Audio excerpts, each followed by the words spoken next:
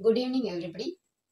இன்னைக்கு நம்ம ECE third yearல first paper computer hardware servicing and networkingல module 2 பார்க்க போறோம். இன்னைக்கு பார்க்க போற டாபிக் motherboard components உடைய part 1. ஆல்ரெடி நம்ம module 1ல என்னென்னலாம் பார்த்திருக்கோம் அப்படிங்கறத ஒரு சின்ன ரீகால் பண்ணிக்கலாம். அங்க என்ன பார்த்திருக்கோம்னா சின்னதா டெஃபினிஷன்ஸ் பார்த்திருக்கோம்.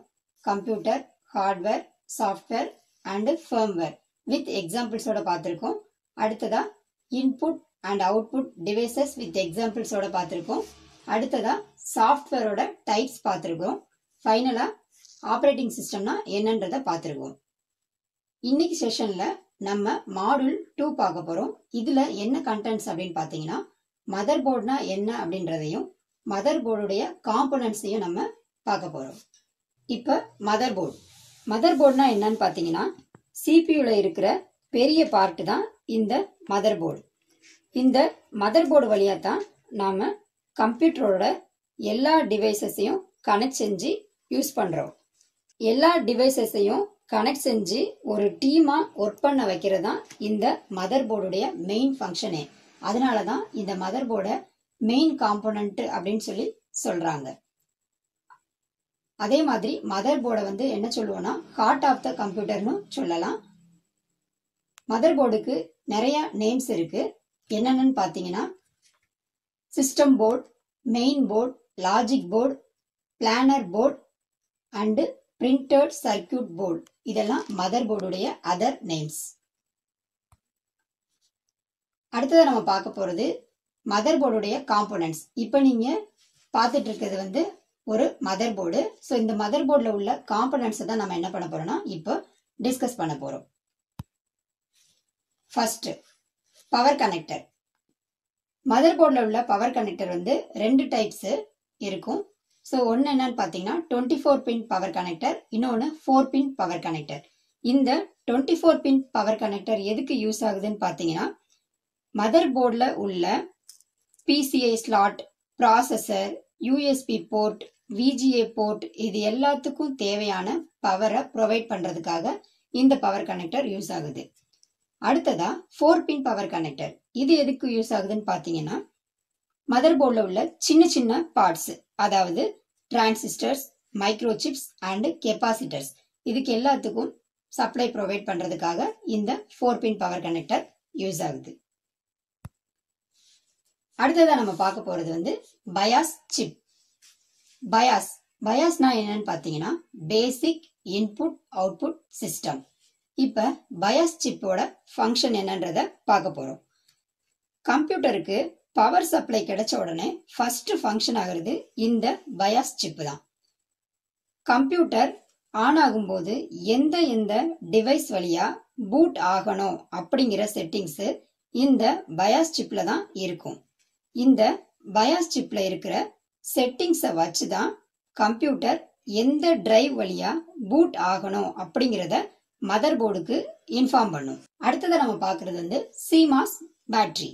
இந்த சிமாஸ் பேட்டரி, இதுல சிமாஸ் அப்படின்றது என்னன்னா காம்ப்ளிமெண்டரி மெட்டல் ஆக்சைடு செமிகண்டக்டர்.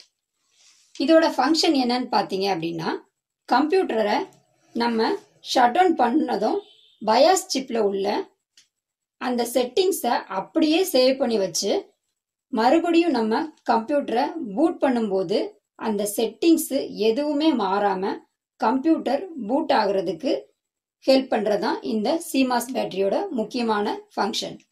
இன்னொரு இம்பார்ட்டன்ட் ஃபங்க்ஷனும் இருக்கு சிமாஸ் பேட்டரியில. அது என்னன்னு பாத்தீங்கன்னா கம்ப்யூட்டர்ல உள்ள டேட் அண்ட் டைம் கரெக்டா ஒர்க் பண்ண வைக்கிறதுக்கும் இந்த சிமாஸ் பேட்டரி தான் ஹெல்ப் பண்ணுது.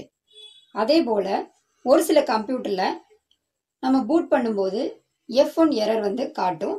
அதே போல டேட் அண்ட் டைம் வந்து தப்பா காட்டும். ஸோ இந்த மாதிரி இருந்தது அப்படின்னா சிமாஸ் பேட்டரி ஃபெயிலியர்னு அர்த்தம். நம்ம என்ன பண்ணிக்கலாம்னா சிமாஸ் பேட்டரியை ரீப்ளேஸ் பண்ணிக்கலாம். ஸோ இந்த எரரை ரெக்டிஃபை பண்ணிக்கலாம். அடுத்ததா நம்ம பார்க்கறது ப்ராசஸர் ஸ்லாட். இது என்னன்னு பார்த்தீங்கன்னா எப்படி நம்ம செல்போன்ல சிம் கார்டை ஃபிட் பண்ணி நம்ம ஒர்க் பண்றோமோ அதே மாதிரி இந்த ப்ராசஸர் ஸ்லாட்ன்றது ப்ராசஸரை ஃபிட் பண்றதுக்கு உரிய பிளேஸ் தான் வந்து ப்ராசஸர் ஸ்லாட். இது மதர் போர்டு நம்ம வாங்கும் போதே இந்த ப்ராசஸர் ஸ்லாட்ல ஒரு சேஃப்டி லாக் போட்டிருப்பாங்க. இது எதுக்காக அப்படின்னு பாத்தீங்கன்னா, இந்த ப்ராசஸர் ஸ்லாட்டுக்குள்ள நிறைய மைக்ரோ சிப்ஸ் இருக்கும். ஸோ இதுல உள்ள மைக்ரோ சிப்ஸ்ல நம்மளோட விரல் பட்டோ இல்ல மற்ற பாகங்கள் பட்டோ என்ன ஆயிடக்கூடாது, அதுல டேமேஜ் ஆயிடக்கூடாதுன்றதுக்காக சேஃப்டி லாக் போட்டிருப்பாங்க.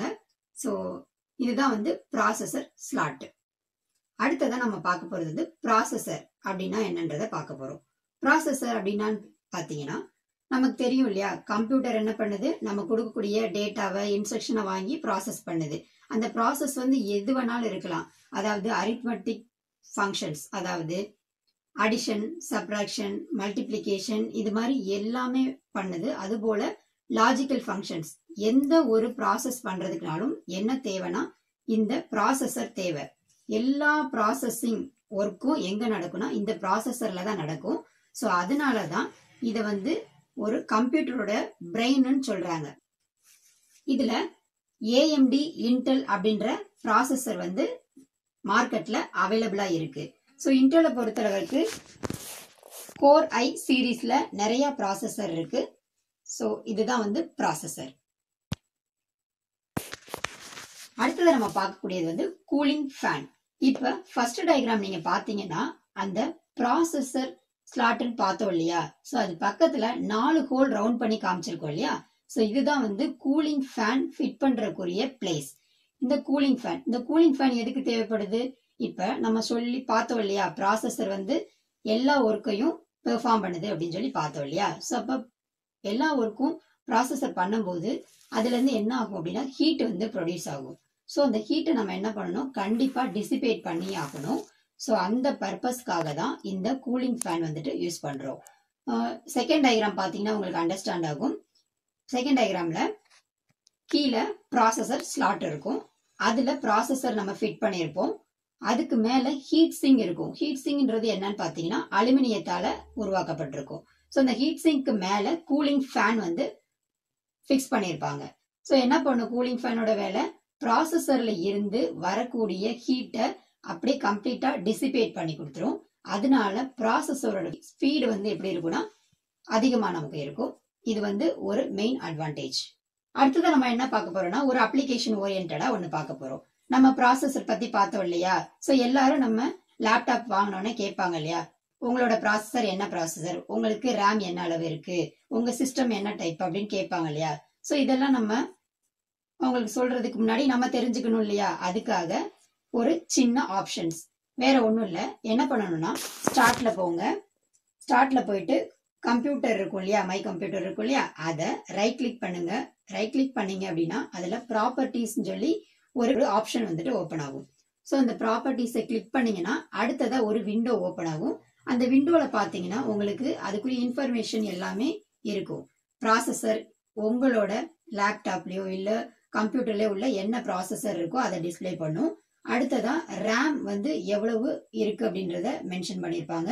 சிஸ்டம் டைப் 32 பிட் ஆப்ரேட்டிங் சிஸ்டமா இல்ல 64 பிட் ஆப்ரேட்டிங் சிஸ்டமா அப்படின்றது என்ன இருக்கும் அதுல டிஸ்பிளே ஆகும்.